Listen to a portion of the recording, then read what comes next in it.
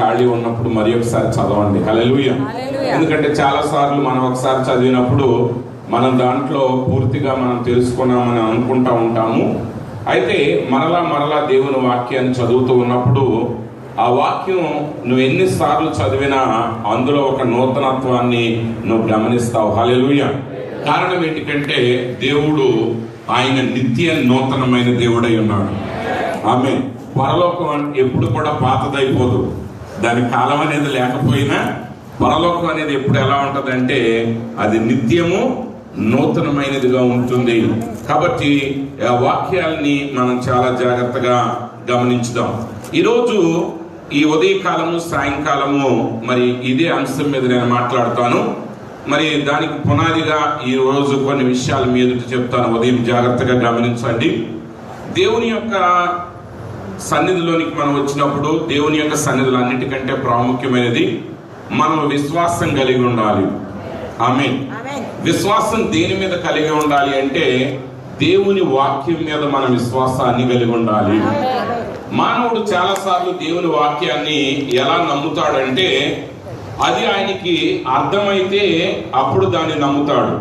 ఆమేన్.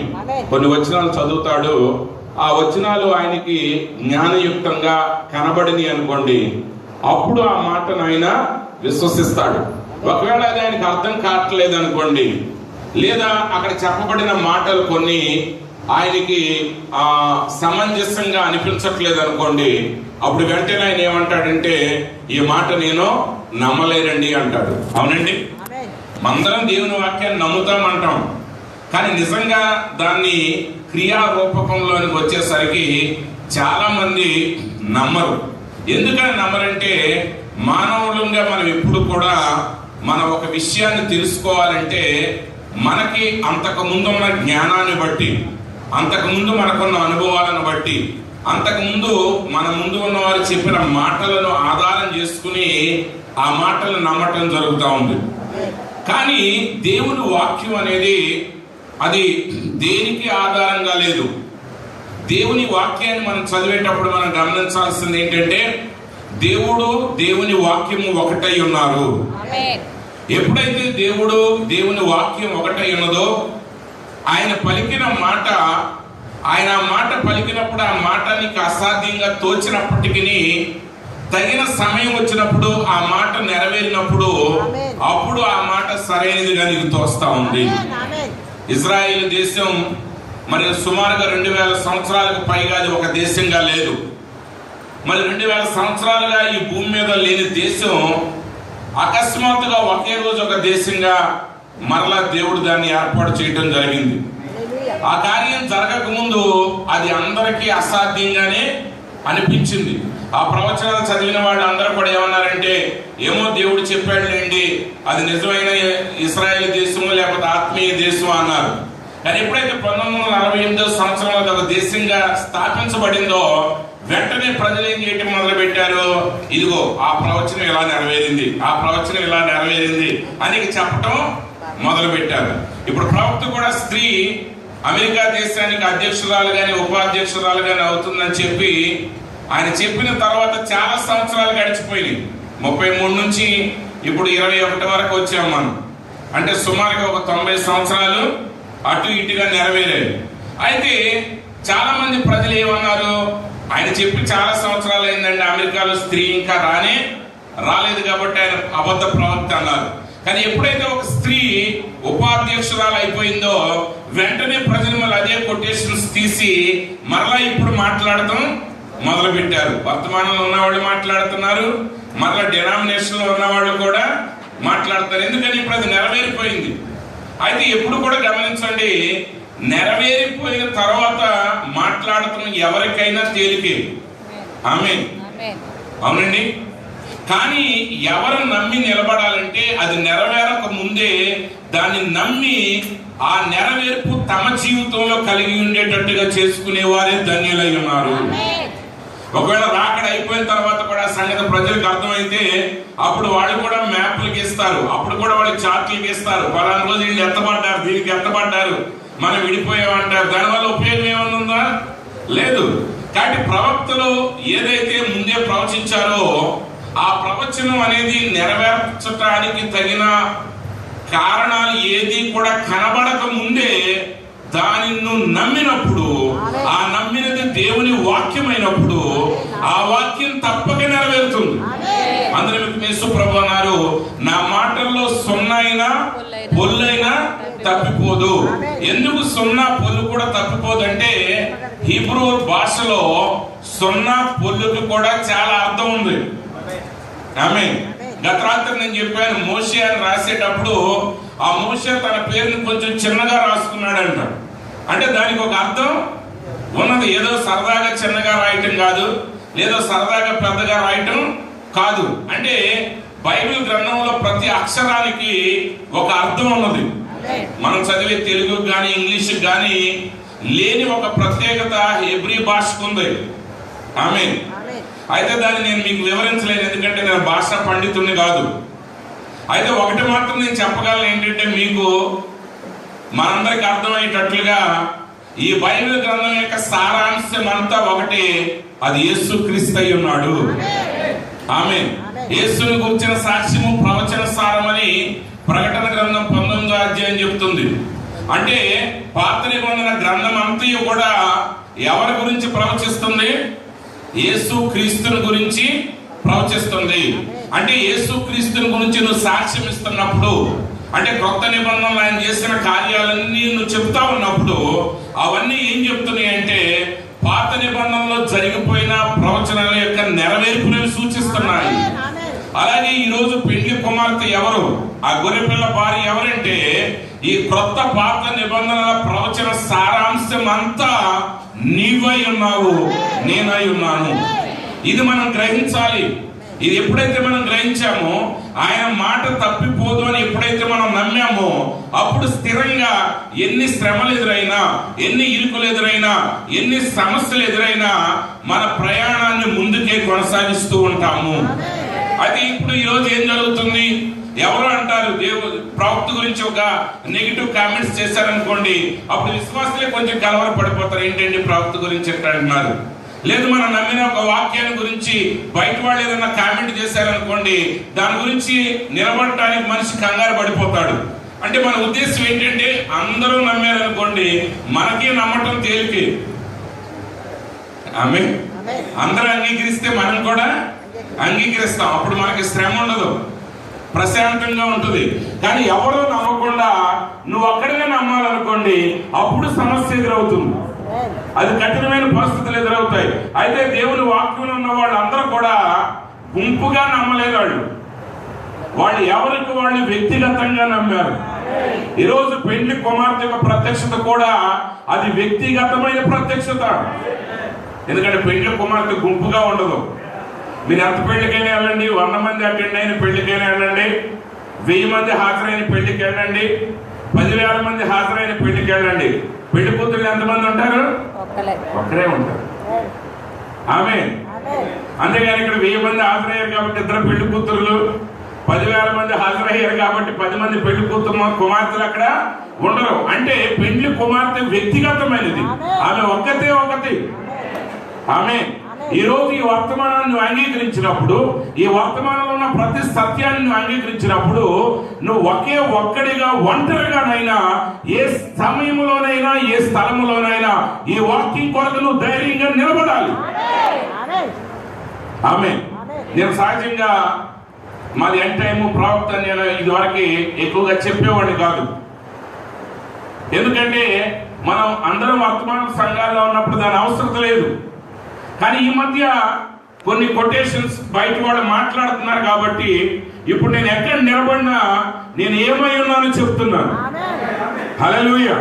అంటే వాడు అంగీకరించట్లేదని మనం దాన్ని దాచుకోవాల్సిన అవసరత లేదు. సంతానం వేరే వాడికి అర్థం కాలేదనుకోండి, అది తప్పైపోదు.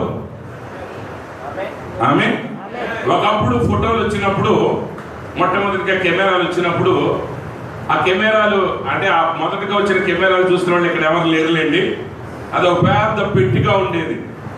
ఆ ఫోటోలు, బిల్డింగ్ల ఫోటోలు తీసేవాళ్ళు. మనిషి ఫోటోలు తీయాలంటే వాడి విగ్రహంలాగా కదలకుండా నిలబడాలి.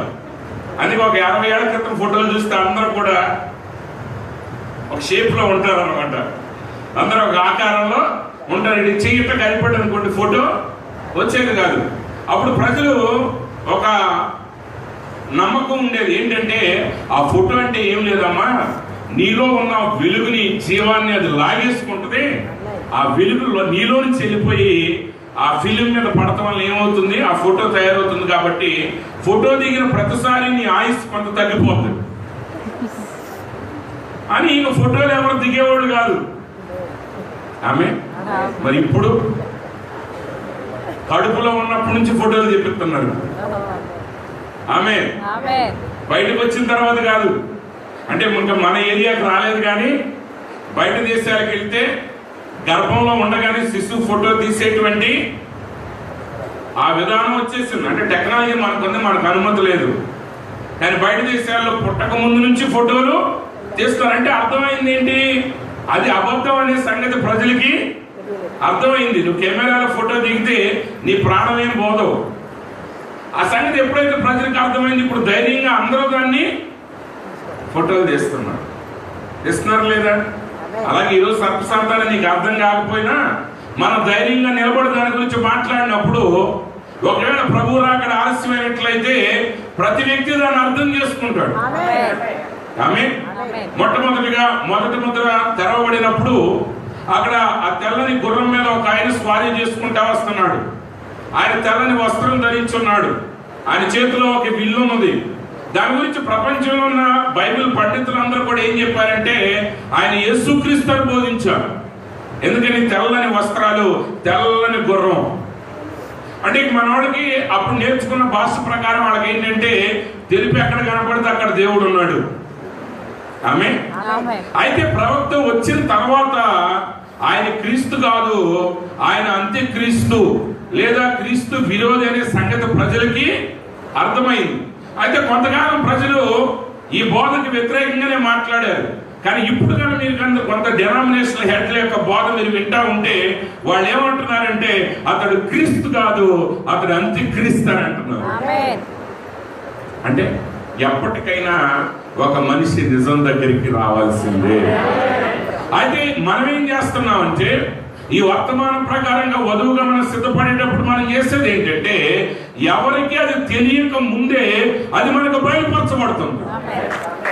అది మనకు బయలుపరచబడినప్పుడు దానికి సంబంధించిన రుజువులు ఎక్కడా లేవు మనకి. ఆమేన్. ప్రవక్త అన్నారు, మీరు ఏదైనా ఒకటి నమ్మాలంటే దానికి ఒక ఆధారం కావాలి. కానీ రక్తస్రావం కలిగిన స్త్రీ ఆమె రక్తస్రావంతో బాధపడుతుంది. అయితే ఇప్పుడు ఆమె యేసు ప్రభు దగ్గరికి వెళ్ళాలి. ఆ కాలం యొక్క పద్ధతి ప్రకారం రక్తస్రావం కలిగిన స్త్రీ ప్రజల మధ్యకి రాకూడదు. ఆమె ఎవరిని తాకకూడదు. ఎవరిని తాకితే వాళ్ళు అపవిత్రులు అయిపోతారు. ఇప్పుడు యేసు ప్రభు చుట్టూ ఎప్పుడు వేల మంది జనాభా ఉన్నారు. కాబట్టి అన్ని వేల మంది జనాభా దగ్గర ఒక స్త్రీ ఒక పురుషుడు ఎదురు నిలబడి ఆ జబ్బుని గురించి ఎలా చెప్పగలదు? చెప్పలేదు. చెప్పే ఆస్కారం లేదు. ఒకవేళ ఆమె చెప్తా ఉంటే ఆమెను రాళ్లతో కొట్టి చంపుతారు. ఎందుకంటే అపవిత్రురాలైన ఆమె ప్రజల్లోకి రావటం వల్ల ప్రజలందరూ కూడా అపవిత్రులు అయిపోతారు. అయితే అప్పుడు ఆమె ఆలోచన చేసింది ఏంటంటే నేను ఆయన వస్త్రపు చెంగును ముడితే చాలు నాకు స్వస్థత కలుగుతుంది. దానికి ఆధారం లేదు. ఆమె అయినా ఆమె దాన్ని విశ్వసించింది. ఎన్ని శ్రమలు ఎదురైనా ఆమె లోపల ఎన్ని సందేహాలు వచ్చినా ఆ సందేహాలన్నిటికీ ఒకే జవాబు చెప్తుంది, నేను ఆయన వస్త్రం చెంగును ముడితే చాలు. ఆమె ప్రజలకు చెప్పట్లా. బైబిల్ ఏం చెప్తుందంటే ఆమె తనలో తాను చెప్పుకొనుచున్నది. అంటే ఆమె లోపల కొన్ని వందల సందేహాలు, కొన్ని వందల ప్రశ్నలు ఆమెకు వస్తున్నాయి. 12 సంవత్సరాల నుంచి నువ్వు ఎన్నో వైద్యశాలకు వెళ్ళావు, ఎంతో మంది వైద్యుల దగ్గరికి వెళ్ళావు, నీ సంపదంతా ఖర్చు పెట్టేశావు, అక్కడ తగ్గనది ఇప్పుడు ఎలా తగ్గుతుంది? ఆయన నీ బాధ ఏదో ఆయన చెప్పుకోలేవు, ఎలా తగ్గిస్తాడు? వాటన్నిటికీ ఆమె జవాబు చెప్తా ఉంది. ఆమె వెనకడిగేలా, ఆమె సందేహించలా, ఆమె స్థిరంగా ధైర్యంగా ఉన్నది. తన లోపల జరిగే అతి గొప్ప పోరాటంలో ఆమె విజయాన్ని సాధించింది. ప్రవక్త అన్నాడు, అన్నిటికంటే అతి గొప్ప పోరాటం నీ మనస్సులో జరిగేది. ఈ ప్రపంచంలో జరిగే యుద్ధాలన్నీ పనికిరాని యుద్ధాలండి. అవన్నీ కూడా చిన్నపిల్లల ఆటలు లాంటివి.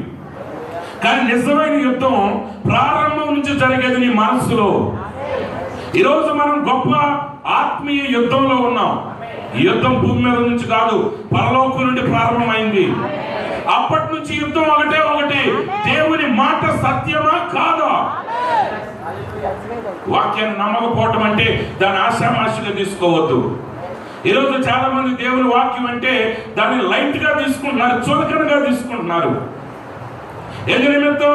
వాక్యమేతోనే ప్రజలు ఎగతాళైపోయింది. ఏమండి బాలబస్ గారు, ఈరోజు మేము వస్తాం, పేతురు గారిని పెట్టాలి మీరు. ఆమె ఏంటి పేతురు గారు? పేతురు గారిని పెట్టాలంటే కోడి వండాలి. ఏం పెట్టాలండి? కోడి వండి పెట్టాలి.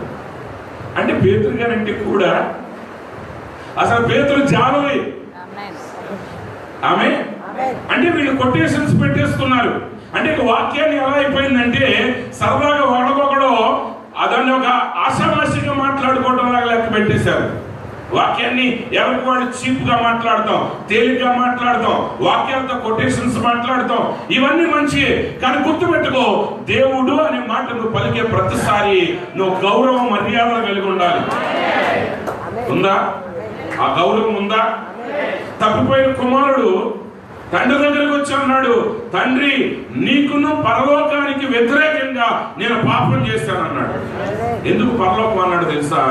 ఇశ్రాయేలీయులు దేవుడు అనే మాట నేరుగా మాట్లాడరు. అతడు పాపంలో ఉన్నాడు, అతడు బంధువుల దగ్గర నుంచి వచ్చాడు, అపవిత్రమైన వస్త్రాలతో ఉండి దేవుడు అనే మాట అతడు పలకడు. అందుకే మీరు ఎప్పుడైనా సరే ఇజ్రాయేల్ యొక్క లిటరేచర్ కానీ మీరు చదివితే వాళ్ళు ఇంగ్లీష్ లో రాసేటప్పుడు కూడా జీఓడి అని పూర్తిగా రాయరు. ఆమె జీ రాసి ఒక డాష్ పెట్టి డి పెడతారు.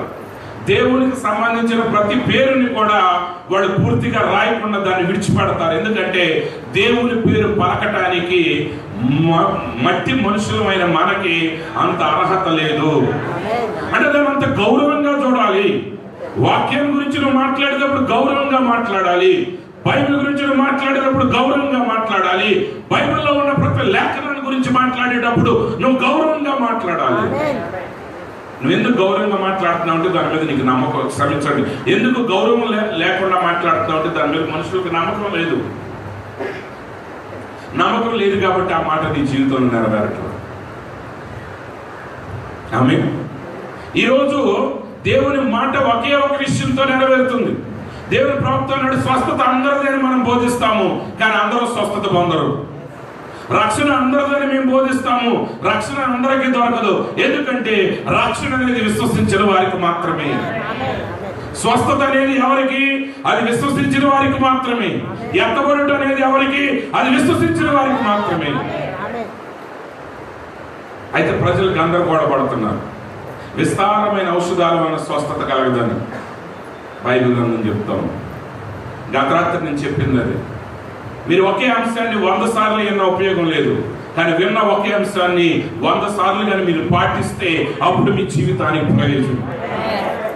మనుషులు ఇంకేదో తెలుసుకోవాలి తెలుసుకోవాలి తెలుసుకోవాలనే ఆరాటంలో చేయటాన్ని మర్చిపోయారు. ఆమె ఏం మర్చిపోయారండి?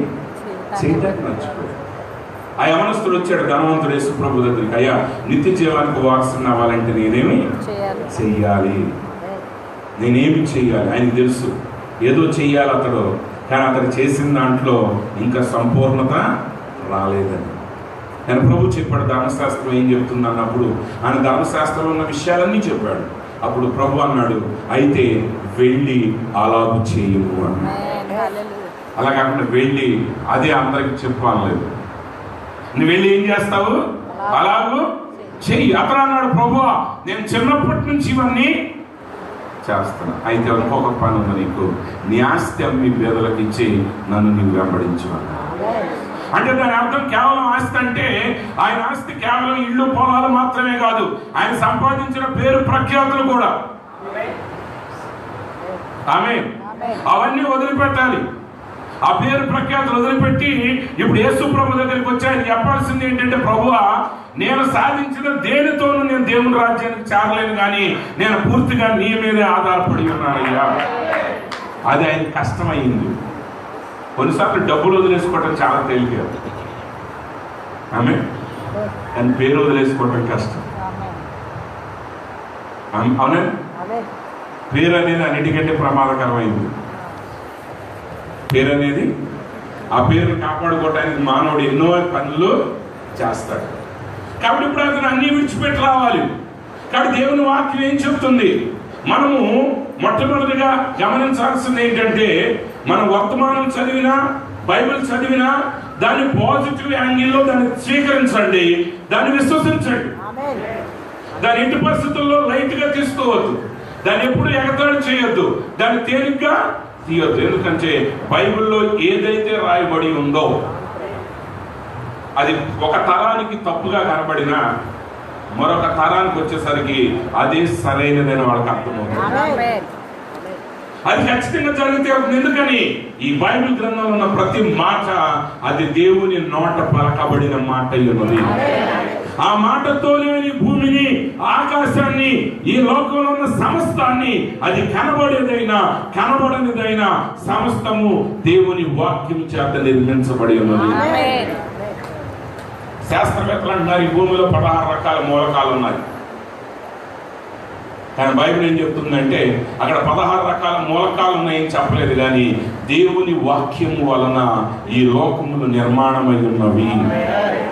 అంటే ఆయన పలుకుతూ ఉండగా ఆయన మాట సమస్తాన్ని ఉనికిలోకి తీసుకొచ్చింది.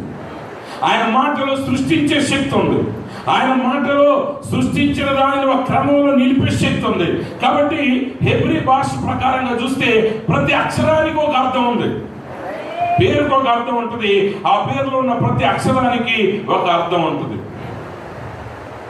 అయితే ఇప్పుడు మనం భాష నేర్చుకోకర్లేదు, ఇప్పుడు యేసు క్రీస్తు యొక్క జీవితాన్ని నేర్చుకోవాలి. ఎందుకంటే వాటి యొక్క పూర్తి సారాంశం యేసు క్రీస్తు. ఇప్పుడు మనం దేవుని వాక్యాన్ని పరిపూర్ణంగా నమ్మాలి. యేసు ప్రభు ఒకరోజు ప్రయాణం వెళ్తా ఉన్నారు. ఆయన ప్రయాణం వెళ్తూ ఉంటే ఆయనకు ఆకలి వేసింది. ఒక అంజూరపు చెట్టు కనపడింది ఆయనకి. ఆ అంజూరపు చెట్టు దగ్గరికి వెళ్ళారు ఆయన. అక్కడ ఆకులు ఉన్నాయి కానీ అక్కడ ఫలాలు లేవు. ఆయన అన్నాడు, ఇక మీదట ఎవడు నీ ఫలాన్ని తినడు అని చెప్పి ఆయన వెళ్ళిపోయాడు. బహుశా ఆయన పక్కన ఉన్న శిష్యులు ఏమనుకుని ఉంటారు? ఒకవేళ ఏ విషయం చెప్పినా పర్లేదు, కానీ 2 విషయాలు మాత్రం, నగలు తీసేయండి అని చెప్పినా, దశమ భాగాలు ఇవ్వండి అని చెప్పిన పాస్టర్ గారు చర్చలు ఎక్కువ జరుగుతాయి ఆ వారంలో సంఘ సభ్యుల మధ్య. ఏంటి ఎప్పుడు చెప్పినాడు, ఇవాళ దశమ భాగం అని చెప్పాడు, డబ్బులు చాలలేదా అంటే ఎక్కువైనా ఆమె. సరే, చాలా వ్యాఖ్యానాలు ఉంటాయి, ఆ వ్యాఖ్యానాలు మాట్లాడడం ఎందుకంటే అవన్నీ మీకు తెలిసినాయి, మీరు మాట్లాడుకునేవి. ఆమె అవి నాకంటే మీకే ఎక్కువ తెలుసు. శిష్యులు అనుకుని ఉంటారు, ఏంటి అయ్యగారు ఆకలితో ఉన్నాడు. ఆకలితో ఉన్నప్పుడు ఎవరైనా ఏం చేస్తారు, కాస్త చికాగ్గా ఉంటారు. ఏంటి మన గురువుగారు ఏకంగా చెట్టునే ఎవడో తినొద్దు అన్నాడు, పాప ఆకలితో అన్నాడు అనుకున్నారు. వెళ్ళిపోయిన తర్వాత ఆ యెరూషలేములో పని అయిపోయింది, వాడు తిరిగి వస్తున్నారు. యేసు ప్రభు ఏం పట్టించుకోవట్లా, ఆయన ప్రయాణం మరుసటి గమ్యం మీద ఉంది. కానీ పేతురు గారు మాత్రం చూస్తున్నాడు.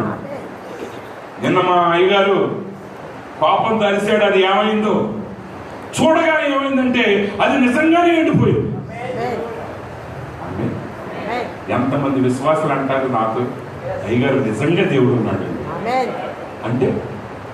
ఇప్పుడు దాకా లేడరా? సరే, అందరితో పాటు ఏదో ప్రశాంతత కోసమా ఎవడో పేపర్లో రాస్తాడు, సైక్రియాటిస్ట్ ఇంకెవడో, దేవుణ్ణి నమ్ముకుంటే కాస్త ప్రశాంతంగా ఉంటుంది, ఆడు ఉన్నాడో లేడు తర్వాత సంగతి, కానీ మీరు ఆరాధనకి వెళ్ళండి, సపోర్ట్లు కొడితే జనాలందరితో తిరుగుతూ ఉంటే ఏదో హార్మోన్లు రిలీజ్ అయిపోయి మీ బాధలను తగ్గిపోతుంది.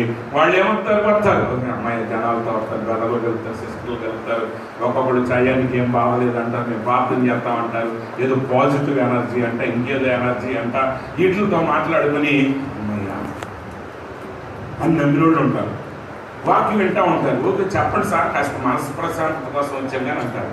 కానీ వాళ్ళకి అనుకోకుండా వాళ్ళకి జబ్బు తగ్గిపోయింది అనుకోండి, అయ్యగారు నిజంగా ఉన్నాడండి, మీరు నమ్మరు, మేము నమ్మే చెప్తున్నాం దేవుడు ఉన్నాడని. నీకు జబ్బు తగ్గక మునుపు కూడా నిజంగా దేవుడు ఉన్నాడు. నీకు తగ్గిన తర్వాత కాదు, నీకు జబ్బు ఉన్నప్పుడు కూడా ఎవరున్నారు? దేవుడు ఉన్నాడు. అది తగ్గకపోయినా సరే నిజంగా దేవుడు ఉన్నాడు, అది తగ్గినా నిజంగా దేవుడు ఉన్నాడు. అంటే ప్రతి మాట మనం నమ్ముతున్నాం, కానీ నమ్మట్లా. అందరూ చూసేటప్పుడు ఆమె వీడికి నమ్మకం ఉండదు. ఎందుకని మంచి దగ్గర ఇటు నుంచి చూస్తూ ఉన్నాడు. యేసు ప్రభు ఆయన ప్రయాణంలో ఆయన ఉన్నాడు. తర్వాత మీటింగ్, తర్వాత ఊరు, తర్వాత సభ, తర్వాత ప్రార్థన కోసం ఆయన ఆలోచన చేస్తా ఉన్నాడు. కానీ పేతురు గారు మాత్రం చూస్తా ఉన్నాడు. అబ్బాయి అందరే జాగ్రత్తగా చూడాల్సి సంగతి ఏమైంది చూస్తే ప్రభు నీకు అద్భుతం చెప్పాలి మేము, అంటే నీకు ఒక గొప్ప సాక్ష్యాన్ని మేము చెప్పాలి. నువ్వు సామాన్యమైన వ్యక్తివి కాదు, నువ్వు చెప్పినట్టుగా నా చెట్టు ఎండిపోయి. అదే చెప్పినట్టు ఆయనకి ఎక్కడ ఎండుతుంది? అది ఆయనకి తెలుసు. ఎప్పుడు తెలుసు? అది ఎండిపోతుందని పలికినప్పుడే ఆయనకి తెలుసు అది ఎండిపోతుంది. మరలా దాన్ని చూడక్కర్లా. ఆయన భూత వర్తమాన భవిష్యత్ కాలములలో ఉన్న దేవుడై ఆయన ఆదాము మొదలుకొని ఈ భూమి మీద జీవించబోయే చివరి వ్యక్తి వరకు అందరినీ ఒకేసారి చూస్తున్నాడు ఆయన. నీ జీవితంలో ప్రారంభం, ఈ రోజు నీ జీవితం, నీ భవిష్యత్తు, ఇవన్నీ నీకు భూతకాలము, వర్తమాన కాలం, భవిష్యత్ కాలం. కానీ దేవుడికి పాస్ట్ టెన్స్, ఫ్యూచర్ టెన్స్ లేదు. ఆయన ఎవర్ ప్రెసెంట్ గాడ్. ఆయన ఎల్లప్పుడూ వర్తమానంలో ఉన్న దేవుడై ఉన్నాడు. I am that I am.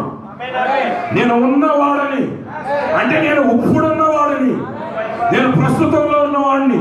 నీకు ఏం కావాలో అది ఉన్న దేవుడినై ఉన్నా. ఆయన ఎత్తబడతామని నువ్వు చెప్పాడంటే నువ్వు ఎత్తబడ్డట్టే. ఆమేన్. ఎందుకని? ఆయన ఆల్రెడీ దాన్ని చూసేశాడు, ఆయన చూస్తున్నాడు. ఎత్తబాటు నీకు జరగలేదు, కానీ ఎత్తబాటు ఆయన దృష్టిలో జరిగిపోతూ ఉంది. అందుకే జరగబోయే వాటన్నిటిని ముందే ఎరిగి దాని ప్రకారంగా ఆయన ముందు జ్ఞానం చేత సమస్తాన్ని ముందుగానే నిర్ణయించాడు. అసలు ఆ చెట్టు అక్కడ పుట్టించక మునిపి, ఆ చెట్టు ఉన్న ఆ భూమి అనే దాన్ని సృష్టించక ముందే దేవుడు ఆ చెట్టును ఎరుగొన్నాడు. అని తెలుసు. కానీ తెలియంది పేతురుకి, తెలియంది మనకి. ఆమె ప్రవక్త చెప్పిన ప్రతి మాట నెరవేరుతుందని దేవునికి ముందే తెలుసు. ప్రతి ప్రవక్త మాట వాడు చెప్పినప్పుడు అది ఎంత విచిత్రంగా కనపడినా అది నెరవేరినప్పుడు అంత తేలిగ్గా జరిగిపోయింది. మనందరం అనుకునేవాళ్ళం కదా, అసలు చర్చలను ఎలా మూస్తారు, మూస్తే మాత్రం మేము ఊరుకుంటామా, ఎదురు తిరిగి మా పీకలు దిగిపోయినా సరే పోరాటం చేస్తామని అనుకున్నారు అందరం. ఆడలో ఈడుతలండి ఎంత సింపుల్ గా లేపేశాడు. మళ్ళీ పాస్టర్లతోనే చెప్పించారు అండి గుడికి రావద్దని. మేము అనుకునేవాళ్ళం పోలీసులు వచ్చి మూసేస్తారు అనుకున్నా. వాళ్ళు ఎవరితో మూపించారు చెప్పాలి. ఎవరితో మూపించారండి చర్చలు? మాట్లాడండి. మరి నవ్వమా, మరి విసిగిపోయారు. పాస్టర్తోనే మూపించేశారు. ఆమె ఎవరన్నా పాస్టర్ గారు తిరిగితే ఆయన మీద దెబ్బలాడి ఎవరిని పంపించారు? చెప్పండి అమ్మా. పాస్టర్ అంటే దేవుడు ఎందుకు జస్ట్ ఒక ప్రివ్యూ లాగా సింపుల్ గా వదిలేడు. మీరేదో అనుకుంటున్నారో రక్తంలో కలుస్తాం ఏదో చేస్తామని. నా రక్తం క్రిందే మీరు సరైపోతే మీరు ధన్యులు. అంటే ప్రపంచ క్రమం ఇంకా రాకమునిపే ప్రపంచం అంతా ఒకేసారి మూతపడింది. అవునండి, ప్రపంచం అంతా ఒకే భాష వచ్చేసింది. ఇప్పుడు అందరికీ ఒకే లాంగ్వేజ్, హెయిర్స్డి, మాస్క్, శానిటైజర్, కరోనా. ఈ మూడు పదాలు తెలియని వాడు ప్రపంచంలో లేడు అవడం. వీడు ప్రపంచంలో మారు మూల అడవి ప్రాంతానికి వెళ్ళండి, అక్కడ ఆ వ్యక్తి అడుగుతాడు, బాబు ముందు మాస్క్ పెట్టుకుని సోషల్ డిస్టెన్స్ మెయింటైన్ చేయండి. ఆఫ్రికా అడవుల్లో మారుమూల ప్రాంతాల్లో కూడా రోడ్ల మీద పెట్టి అమ్ముతున్నారు శానిటైజర్. నేను ఆశ్చర్యపోయా, ఎంత త్వరగా వచ్చేసింది. అమెరికాలో తయారైన కంప్యూటర్లు మన దేశానికి రావడానికి చాలా సంవత్సరాలు పడ్డాయి. అది ఆఫ్రికా దేశాలకు వెళ్ళడానికి ఇంకా శతాబ్దాలు, దశాబ్దాలు పట్టింది. కానీ కరోనా జస్ట్ 2-3 నెలల్లో తిరిగేసింది. ప్రతి దేశానికి మాస్క్లు వెళ్ళిపోయింది, ప్రతి దేశానికి శానిటైజర్లో వెళ్ళిపోయింది. ఎంత త్వరగా వచ్చినాయి. Very simple. అంటే దేవుడు ఏం చెప్తున్నాడంటే జస్ట్ ఒక శాంపిల్.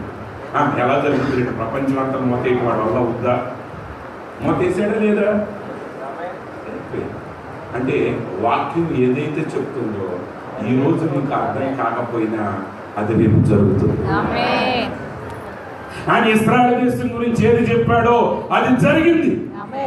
అది జరగక మునుపు దాన్ని ఎవరు నమ్మలేదు. కానీ జరిగిన తర్వాత అందరూ ఇక స్టాటిస్టిక్స్ తీసుకుని వచ్చి మాట్లాడటం మొదలు పెట్టారు. కానీ ఆ రోజు బావి దగ్గర ఉన్న సమర స్త్రీ కానీ, లేకపోతే ఎరుకో దగ్గర ఉన్నటువంటి ఆ గుడ్డి భర్తమై కానీ, వాళ్ళందరూ కూడా మరి ఎవరి సమాచారం లేకముందే వాళ్ళంతటా వాళ్ళు వ్యక్తిగతంగా దాన్ని నమ్మారు. కాబట్టి వారి పేర్లు జీవ గ్రంథంలో రాయబడి ఉన్నాయి. ఈరోజు దేవుని వాక్యాన్ని పూర్తిగా నమ్మే హృదయంలోనికి మనం ఉన్నామా లేదా అని మనం పరిశీలన చేసుకోవాలి. నువ్వు దేవుని వాక్యాన్ని నమ్మలేకపోతున్నావు అంటే ప్రవక్త అన్నాడు నీ లోపల ఎక్కడో పొరపాటు ఉంటుంది. అంటే పేతురులో పొరపాటు ఉంటుంది. అందుకే ఆయన జరుగుద్దని అనుకోలేదు కాబట్టి ఆయన ఆశ్చర్యపడ్డాడు. నిజానికి పేతురు ఎందుకు ఆశ్చర్యపోవాలి? ఆ చెట్టు ఎండిపోకుండా ఉంటే అప్పుడు ఆశ్చర్యపడాలి. అదేంటి ప్రభు నువ్వు నిన్న ఆజ్ఞాపించావు, ఆ చెట్టు ఇంకా ఎండలేదు, పచ్చదనం ఉంది ఏంటి ఆయనైనా అడగాలి. లేదా పచ్చగా ఉన్న పర్వాలేదు, ఆయన పలికాడు కాబట్టి ఈ రోజు కాకపోతే రేపు జరుగుద్ది, రేపు కాకపోతే ఎల్లుండి జరుగుద్ది అని ఆయన విశ్వసించాలి. అది కాకుండా ప్రభు దగ్గరికి వచ్చాయా నిజంగానే జరిగిందయ్యా. ఈరోజు ప్రార్థన శక్తి ఎంతమంది నమ్ముతున్నాం? ప్రార్థన చేస్తాం, మనం రోజంతా ప్రార్థన చేస్తాం, బలంగా ప్రార్థన చేస్తాం, కనిపెట్టి ప్రార్థన చేస్తాం. ఇందుట్లో నాకు బలంగా చేయటువంటి ఏంటో నాకు అర్థం కాదు. ప్రార్థన మామూలుగా చేయకూడదండి. ఎట్లా చేయాలి? ఎలాగ చేయాలండి? బలంగా చేయాలి. అంటే బలంగా ఎలా చేస్తారు అంటే 5 నిమిషాలకు ఒకసారి బూస్ట్ దాకా చేయాలా? నువ్వు బలంగా చేసావా లేదు. బలం అంటే నువ్వు ఎంత గట్టిగా అరిసావనే దాన్ని బట్టి కాదు, నీకు ఆయనకి ఎంత సంబంధం ఉన్నదాన్ని దాన్ని బట్టి ఆ ప్రార్థన బలమైనదై ఉంటుంది. నువ్వు నీ తండ్రిని అడగాలనుకో, నువ్వు పెద్ద రిక్వెస్ట్ చేయక్కర్లా. ఇది ఎంఆర్ఓ గారి సర్టిఫికేట్ పెట్టినట్టు మహారాజశ్రీ మండల రెవెన్యూ అధికారి గారి యొక్క పాద పత్రములకు నమస్కరించి పూజించి రాయించుకుంటున్న విజ్ఞాపన పత్రం అని ఏమీ అక్కర్లా. మీ నాన్నగారిని అడగల నాన్న ఫీజు కట్టాలని చెప్పిపోతాడు. మనం ఏం చేయాలి? వాడు ఎంత కూడా చెప్పడం, మళ్ళీ వెనకాల ఎంత కట్టాలని నేను వెళ్ళాలి. ఎందుకంటే ఈజ్ మై సన్. ఆమె అందుకే ప్రభు అన్నాడు మీరు అడగక మునిపే మీ అక్కరలోనే ఎరిగిన దేవుడు అన్నాడు. అందరు అక్కర్లు కూడా ఎరిగిన వాడితో చెప్పట్లే, కానీ నీ గురించి చెప్తున్నాడు. అంటే ఇక్కడ మనం చూడాల్సింది ఆయనకి మనకున్న వ్యక్తిగతమైన సంబంధం ఎంత బలంగా ఉన్నది కావాలి. ఆయన వాక్యం మీద నువ్వు ఎంత నమ్మకంగా ఉన్నావు అనేది కావాలి. చనిపోయిన లాజరు లేపటానికి యేసు ప్రభు చిన్న ప్రార్థన చేశాడు. చిన్న ప్రార్థన చేశాడు. తండ్రి నువ్వు ప్రార్థన విని ఉన్నావని, నా ప్రార్థన విని ఉన్నావని నాకు తెలుసు. ఈ చిన్న ప్రార్థన కూడా నా పక్కన ఉన్న వాళ్ళ కోసం నేను చేస్తున్నాను. లాజరు బయటికి రా. అందుకని లాజరు రా అయ్యి అరవండి, పేతురు కలిసి ప్రార్థన చేయండి, బలంగా అరవండి అని అనలేదు. ఆయన సింపుల్గా ఆయన ఎంత గట్టిగా అన్నాడో బైబిల్ చెప్పట్లేదు. అంటే తెలుగు బైబిల్ అర్థం కాదు, ఇప్పుడు చదవటం మనకు కుదరదు. సరే అది తెలిస్తే నాకు అర్థమయ్యేది. ఆయన అంత గట్టిగా అరిశాడని నేను అనుకున్న సింపుల్గానే అరిశాడు. ఆయన సింపుల్గానే మాట్లాడుతుంటాడు. ఆయన ఏం మాట్లాడాడు కూడా పక్క వాళ్ళకి అర్థమైందో లేదో నాకు తెలియదు, కానీ ఆయన పలికిన మాట పరదేశంలో ఉన్నటువంటి లాజరును వెనక్కి తీసుకొచ్చే శక్తి కలిగింది. ఒకటి గుర్తుపెట్టుకోండి, ఆయన మాట ఒకసారి పలికిన తర్వాత అన్ని నియమాలు ఆయన మాటకు లోబడాల్సింది. అప్పటి వరకు ఒక నియమం. ఉదాహరణకి ఈ మన జిల్లాకి ఒక కలెక్టర్ గారు ఉంటారు. ఆయన ఈ జిల్లాకి అధిపతి. ఆయన వచ్చినప్పుడు ఈ జిల్లాలో ఆయన ఎక్కడ తిరిగినా ఆయనే ఈ జిల్లాకి ప్రథమ పౌరుడు, మొదటి వ్యక్తి. కాబట్టి ఆ మిగతా వాళ్ళందరూ కూడా ఆయనకు లోబడి ఉంటారు. కానీ ముఖ్యమంత్రి గారి రాష్ట్రానికి ఈ జిల్లాకు వచ్చారనుకోండి, ఇప్పుడు ఈయనకున్న కంట్రోల్స్ అనేది తీసివేయబడతాయి. ఇప్పుడు ఈయన ఎవరు ఆధీనంలోకి వెళ్తాడంటే ముఖ్యమంత్రి యొక్క ప్రోటోకాల్స్ ఆధీనంలోకి వెళ్తాడు. రేపు ప్రధానమంత్రి గారు వచ్చాడు అనుకోండి, ఇప్పుడు ముఖ్యమంత్రి గారు ఎవరు ఆధీనంలోకి వెళ్తాడు? ప్రధానమంత్రి గారు ఆధీనంలోకి వెళ్తాడు. అయితే దేవుడు సమస్తము మీద అధిపతి అయిన, ఈ సృష్టిని సృజించిన వాడు ఆయన, ఈ ప్రకృతిని సృజించిన వాడు ఆయన.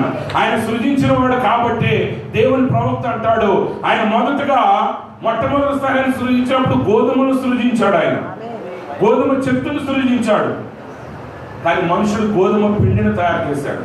కానీ రెండోసారి ఆయన మానవుడిగా దిగి వచ్చినప్పుడు ఆ 5 రొట్టెలు 2 చేపలు తీసుకున్నప్పుడు దేవుడు అంట వండిన చేపలను సృజించాడు. ఆయన వండినటువంటి గోధుమ రొట్టెలను ఆయన సృజించాడు. ఎందుకని? ఆయన నిలబడిన తర్వాత ఇక ఆయనకు అడ్డు అనేది ఏది లేదు. ఆయన మాట పలికితే చాలు ఆ మాట నెరవేరిపోతుంది. ఆయన రొట్టెలే కాదు, కావాలనుకుంటే ఇక్కడ రొట్టెలు కూడా లేవనుకుంటే ఆ రాయితో సగం పీకి ఆ రాతిని రొట్టెగా చేసి ఇవ్వగలడు. ఆమె ఆయనకి రాయి అక్కర్లేదు, ఆయన పలికాడంటే చాలు. ఆయన అన్నాడు, ఇప్పుడు నా మాటల వలన మీరు పరిశుద్ధులైన. మీరు ఎలా పరిశుద్ధులు అవుతారు తెలుసా? మనం ఏదేదో చేయటం ద్వారా కాదు, 40 రోజులు మోకాళ్ళ మీద నడవటం ద్వారాను, చర్చ్ దగ్గర నుంచి ఇంటి దగ్గర నుంచి చర్చికి మోకాళ్ళ మీద వచ్చి ప్రార్థన అయిపోయిన తర్వాత మళ్ళీ మోకాళ్ళ మీద వెళ్ళిపోవటం వలన మనం పరిశుద్ధులు కాదు. ప్రభు అన్నాడు, నా మాటల వలన మీరు పరిశుద్ధులైన. అంటే దేవుడు పరిశుద్ధుడివి అన్నాడు, అందుకు పరిశుద్ధుడు అంతే. ఇంకెవరు వచ్చి కూడా ప్రశ్న వేయడానికి వీలు లేదా? శిలువ మీద దొంగ అడిగాడు, ప్రభువా నన్ను నీ రాజ్యానికి తీసుకెళ్ళన్నాడు. ప్రభు అన్నాడు, నేను నిన్ను నా రాజ్యానికి తీసుకెళ్తాను అన్నాడు. ఎవరన్నా వచ్చి అడిగారు ఆయన్ని, అదేంటి ప్రభువా నువ్వు ఎక్కడ తీసుకెళ్తా? నేను ఎన్నిసార్లు ప్రసంగం చేసినాడు, నా ప్రసంగం వెళ్ళలేదు, నా గుడికి ఒకసారి కూడా నువ్వు మాట్లాడొద్దు, రాజ్యం ఆయన. ఒకసారి నేను ఒక పాస్టర్ గారి ఇంటికి వెళ్ళి, ఎప్పుడు నాకు బాగా జ్ఞాపకం ఆ సంఘటన. నేను ఒక పాస్టర్ గారి ఇంటికి వెళ్ళా, తెల్లవారుజామున ఎట్లాగే మీటింగ్ ఉంది, వెళ్ళాను. వెళ్ళేసరికి ఏం జరిగిందంటే, నేను వెళ్ళకముందు ఒక చిన్న తమాషా జరిగింది వాళ్ళ ఇంట్లో. ఏంటంటే ఆ పాస్టర్ గారి పిల్లలు ఆ ఫ్రిడ్జ్లో పెట్టినటువంటి కూల్ డ్రింక్లు ఇంకా చాక్లెట్స్ అవన్నీ కూడా ఆ పాస్టర్ గారి పిల్లలు, వాళ్ళ చుట్టాల పిల్లలు వీళ్ళందరూ పొద్దున్నే చేసేసారు 6:30 కల్లా. ఇట్లా మీటింగ్ జరిగేటప్పుడు పిల్లలందరూ ఒకసారి పోగలుగుతారు కదా, మొత్తం చేశారు. ఒకే ఒక బాటిల్ మిగిలింది, అది కూడా చిన్న బాటిల్. ఇక అప్పుడు ఆ పాస్టర్ గారు ఏం చేశాడంటే, వాళ్ళ అబ్బాయిని పిలిచిరే, ఈ బాటిల్ కానీ తీసి ఒక కాళ్ళు ఎరగొడతాను అని చెప్పి వెళ్ళిపోయాడంట. ఇది నాకు తెలియదు. సరే నేను బస్ దిగాను, తీసుకెళ్ళి అక్కడ కూర్చోబెట్టారు. ఈ పాస్టర్ గారి యొక్క తండ్రి గారు కూడా పాస్టర్ గారు, ఆయన కూడా సీనియర్ పాస్టర్ గారు. సరే ఆయన వచ్చాడు. ఆయన వస్తే ఆయనతో నేను మాట్లాడుతుంటే ఆయన అన్నాడు, పాస్టర్ గారు డ్రింక్ తాగుతారా అన్నాడు. నేను అన్నాను తాగుతాను అన్నాను. మరి అంత పొద్దున్నే నేనేందుకు తాగుతున్నాను నాకు ఇప్పుడు అక్కర్లేదు, నేను తాగుతాను అయ్యాను. అయ్యేసరికి ఆయన ఏం చేశాడు, మనవాడు పిలిచాడు, రా ఇట్లారా ఆ బాటిల్ ఉంటుంది, కూల్ డ్రింక్ బాటిల్ తీసుకొచ్చి అంకుల్కి ఇవ్వన్నాడు. వాడు తాతగారు ఇంకా చూశాడు, వెళ్ళిపోయిన తర్వాత మళ్ళీ పిలుస్తున్నాడు, రే రారా అంకుల్కి బాటిల్ ఇవ్వమంటే నాకు అర్థమైపోయింది ఇక్కడ రాడు ఇవ్వటానికి. ఆమె కొన్నిసార్లు సిచ్యువేషన్ మీకు అర్థమైపోతుంది. ఆ టీ ఇస్తారా ఇవ్వరా, ఇవ్వకుండా ఇవ్వాలనుకుంటున్నారా అనేది. సరే నాకు అతడి యాక్షన్స్ 2-3 సార్లు అర్థమైపోయి నాకు టీ వద్దండి, సార్ నాకు డ్రింక్ వద్దండి అన్నా. ఆగు జాషువా నువ్వు డ్రింక్ తాగాలని చెప్పి మళ్ళీ పిలిచాడు. ఎన్నిసార్లు కాకపోయినా నేను అన్నాను వద్దండి, నేను తాగను, డ్రింక్ తాగను. ఆయన అనవసరంగా నేను తాగమని డ్రింక్ తాగుతాను, ఎందుకన్నా ఇంత పొద్దున్నే నేను డ్రింక్ తాగలేను, నువ్వు తాగాల్సిందని చెప్పి పిలిచాడు. రే ఎన్నిసార్లు నుంచి కేకలేస్తున్నాను నీకు, డ్రింక్ తీసుకొచ్చు అన్నాడు. అన్నసరికి అప్పుడు అన్నాడు, తాతగారు మీకు తెలియదు, ఇక్కడ ఒక ధర్మశాస్త్రం ప్రకటించబడింది. ఏంటంటే డాడీ చెప్పాడు, ఎవడ కూడా డ్రింక్ బాటిల్ తీటాకి వెళ్ళలేదు అన్నాడు. అప్పుడు ఆయన అన్నాడు, రే మీ డాడీకి డాడీని ఏం తీసుకురా ఆమె. అంటే ఇప్పుడు అలాంటి పాస్టర్ గారి మాట ఎంతవరకే. ఇప్పుడు ప్రవీణ్ గారు ఎవరికైనా ఆజ్ఞించాడు అనుకో పాటించాలి, కానీ అది ఎంతవరకు అంటే నెహెమ్యా గారు రానంత వరకు. ఇప్పుడు నెహెమ్యా గారు వచ్చారనుకోండి, ఆయన ఆజ్ఞ కాదు, ఆజ్ఞనిచ్చిన ప్రవీణ్ కూడా ఆయన ఆజ్ఞలోకి తీసేసుకుంటాడు. అంటే ఇప్పుడు దేవుడు ఒక నియమాన్ని పెట్టాడు, ఈ భూమికి ఒక ఆకర్షణ శక్తిని పెట్టాడు, ఒక గురుత్వాకర్షణ శక్తిని పెట్టాడు. నువ్వు ఎంత పైకి ఎగరేసినంత కింద పడాలి. కానీ ఒక రోజు రాబోతుంది ఆయన వధువు కోసం ఆయన లేపేటప్పుడు ఈ గురుత్వాకర్షణ శక్తి పనిచేయదు. అప్పుడు న్యూటన్ గారు అంటాడు, అదేంటంటే ఇంటర్ వెళ్ళిపోతారు వీళ్ళు, గురుత్వాకర్షణ శక్తి ఒప్పుకోదు. అరే నాయన, అక్కడ ఆకర్షణ శక్తిని ఒకప్పుడు పెట్టిన వాడిని నేనే.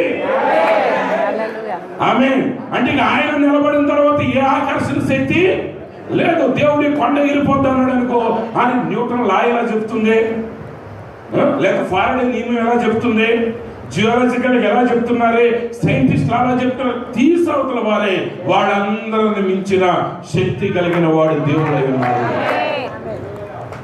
ఒకసారి ప్రవక్త ఒక ఉపమానం, ఒక విషయం చెప్పారు. ఆయన ఒక కారు మెకానిక్ అంట యేసు ప్రభువుని నమ్ముకున్నాడంట. ఆ ప్రభువుని నమ్ముకున్న తర్వాత ఆ కారు ఆ గ్యారేజ్ యజమాని ఆ వ్యక్తిని ఎప్పుడు కూడా ఎగతాళి చేస్తాడంట. ఏంటంటే పద్దాక దేవుడు అంటావు, వాక్యం అంటావు, ఆయన దేవుడు ఏది చెప్తే చేస్తానంటావు అంటే, అప్పుడు ఆయన అన్నాడంట, నేను దేవుడు ఏది చెప్తే అదే చేస్తానన్నాడంట. అయితే ఒక గోడలో నుంచి దూకమంటే నువ్వు వెళతావంటే ఆయన అంటాడు, ఒక గోడ నుంచి దూకమని దేవుడు చెప్తే నేను దూకుతాను అంటాడు. అప్పుడు ఆ వ్యక్తి అడుగుతాడు, అక్కడ రంధ్రం లేనప్పుడు, అక్కడ కిటికీ లేకుండా ఎలా వెళ్తావు నువ్వు అవతలకి? అప్పుడు ఆ వ్యక్తి అంటాడు, ఒకవేళ దేవుడే గన నిజంగా దూకమని చెప్తే నేను అక్కడికి చేరే టయానికి అక్కడ ఒక ద్వారాన్ని దేవుడే ఏర్పాటు చేస్తాడు. ఈ రోజు మనం చూపుని బట్టి నడవట్లేదు. ఆమె ఒక 20 ఏళ్ల క్రితం కూడా ఒక స్త్రీ అధ్యక్షురాలు అవడానికి కష్టంగా ఉంది. ఒక 20 ఏళ్ల క్రితం కూడా మనుషులు లేకుండా కారులో నడవటం అనేది అసాధ్యంగా అనిపించింది. కానీ ఈ రోజు సాధ్యంగా కనపడుతుంది. కొన్ని రోజులకి అది సాధ్యం అవుతుంది. ఎందుకంటే ప్రవక్తలు చెప్పిన ప్రతి మాట నెరవేరుతుంది. అది నెరవేరుతుందని నువ్వు నమ్మాలి. దేవుడిచ్చిన వాగ్దానం తప్పిపోదు. ఈ రోజు తప్పిపోని వాగ్దానం మీద తప్పిపోని విశ్వాసాన్ని నువ్వు కలిగి ఉన్నావా లేదా ఇప్పుడు నువ్వు చూసుకోవాలి. ఎందుకంటే ఎత్తబడుట అన్నిటికంటే అతి గొప్ప అద్భుత కార్యమై ఉన్నది. ఒక మానవుడు రెప్పపాటున, ఒక మృత శరీరం, మృతుల్యమైన ఈ శరీరం రెప్పపాటున అమర్త్యతను ఎలా ధరించుకుంటుంది, అది ఎవరు వివరించలేదు.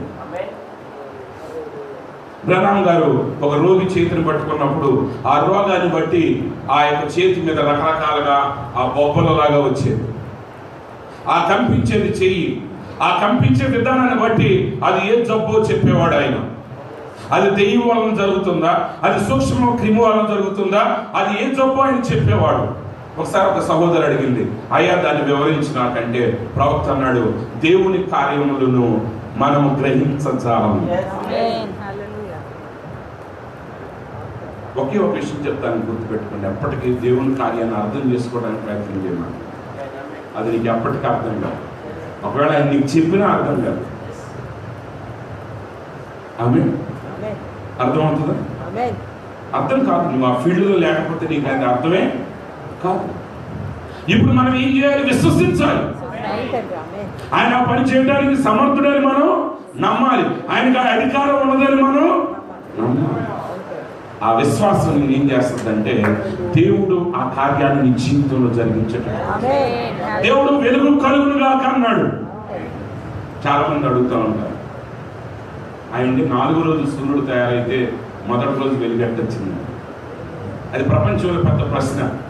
దాని గురించి చాలా మంది పండితులు చాలా జవాబులు చెప్పారు. నన్ను కూడా ఒకసారి అడిగితే నేను సరదాగా చెప్పాను, నువ్వు లేవు కాబట్టి వచ్చింది అక్కడ వెలుగు. ఆమె ఎందుకని నీలాంటి సందేహాస్పదుడు అక్కడ లేడు, సందేహించేవాడు లేదు కాబట్టి అక్కడ ఏమొచ్చింది? వెలుగు వచ్చింది. అంతే. దేవుడు చెప్పాడా అది సత్యం, అంతే. నువ్వు దాన్ని గుడ్డిగా నమ్మొచ్చు. నువ్వు నమ్మటం మాత్రమే కాదు, దాన్ని ధైర్యంగా చెప్పాలి. నువ్వు చెప్పేదాన్ని కూడా నిలబడు. నీ కళ్ళ ముందే అది నెరవేరిపోవటం నువ్వు చూస్తావు. ఈ ప్రపంచమంతా వాక్యమే. ఈ రోజు నువ్వు చూసి ఈ సృష్టి అంతా వాక్యం. అది తెలుసా? అది వాక్యం. అది దేవుని నోట నుండి పలకబడిన మాట. ప్రవక్త అంటాడు దేవుడు కూడా ఆయన వాక్యం మీద విశ్వాసం కలిగి ఉన్నాడంట. ఇప్పుడు ఆ విశ్వాసం మనకు రావాలి. మనం 2000 రూపాయల నోట్ని ఎంత జాగ్రత్తగా దాస్తామో 5 రూపాయల నోట్ని కూడా అంతే జాగ్రత్తగా దాస్తాం. అవునండి, సాధారణంగా డబ్బులు అన్నిటిని మనం జాగ్రత్తగా దాస్తామా లేదా? దేవుని వాక్యం కూడా అంతకంటే లేదు. మరలా నేను చెప్తున్నాను, యూదుల యొక్క నమ్మకం ఏంటంటే, నేను చెప్పాను కదా, హీబ్రూ భాషలో ప్రతి పదానికి ఒక అర్థం ఉంటుంది. అందుకే ప్రవక్త ఇంగ్లీష్లో చాలా పదాలకి ఆయన ప్రతి పదానికి అర్థం చెప్పేవాడు. ఎందుకు చెప్పేవాడు అని నాకు కూడా ప్రారంభంలో అర్థమయ్యేది కాదు. మీరు చాలా వినుంటారు, చూసారా అని. మనోడు దానికి తెలియక చాలా కాలం చూసారా అనుకుంటానే ఉండేవాడు. అది ఒక ఊతపదం అయిపోయింది అందరికీ. కాబట్టి అది ఎక్కిరించాలన్నా అంటే కొంతమంది పాస్టర్లక అది నచ్చిన ఆయన చూసారా అని చెప్తే మిగతాడు ఇవాళ ఎవరి ప్రసంగం ఉంటే చూసారా ప్రసంగం అంటే ఇవాళ పలానా జాషువా గారు లేకపోతే బర్నబాస్ గారు బాత్ చేశారని అవతరానికి అర్థమైపోతుంది. కానీ ప్రవక్త అన్నాడు చూడటం అంటే అర్థం ఏంటంటే గ్రహించారా అని అర్థం. అంటే ఆయన ప్రతిసారి మీరు చూసారా అంటే అర్థం ఏంటంటే అది మీకు అర్థమైందా. అంతేగాని చూసారంటే కళ్ళు పెట్టి చూసేవారు కాదు, దాని యొక్క మర్మం నీ హృదయానికి గోచరమైందా లేదా. కాబట్టి యూదుల యొక్క నమ్మకం ఏంటంటే మెస్సియా వచ్చినప్పుడు ఆయన ప్రతి గ్రంథానికి అర్థం చెప్తాడండి. ఆమె అంటే ఉదాహరణకి ఆదికాండం ఉందనుకోండి, ఆదికాండం అంతటా కలిపి ఒక అర్థం ఉంది.